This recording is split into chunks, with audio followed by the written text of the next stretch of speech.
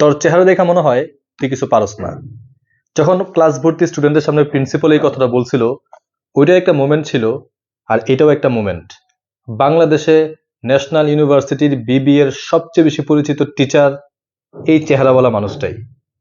তো ওই মোমেন্ট থেকে এই মোমেন্টে আসা পর্যন্ত এই সময়ের যে কাজগুলা আল্লাহ তাআলা বিশেষ দয়াতে সহজ করে দিছে।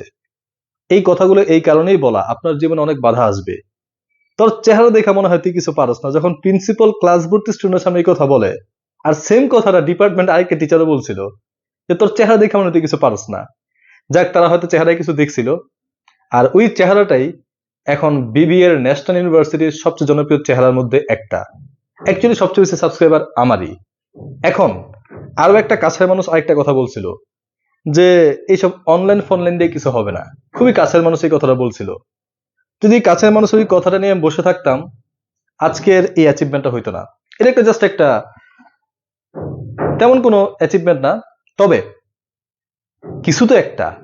বা এটা হোক, কিং ক্লাসের ইউটিউব চ্যানেল হোক, বা আমার হাজারো স্টুডেন্ট হোক, গত 5 বছরে অন্তত 5,000-এর বেশি স্টুডেন্ট যারা আমার কাছ থেকে পড়ে গ্রাজুয়েট হয়েছে, পোস্ট গ্রাজুয়েট হয়েছে।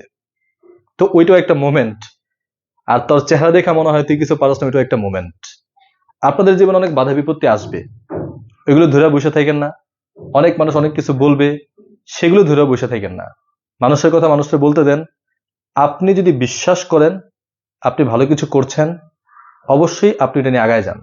তবে হ্যাঁ, সবকিছুর একটা ফাইনাল কনক্লুশন একটা জিনিস রাখেন, যে আপনাকে দিয়ে যেন মানুষের কিছু উপকার হয়।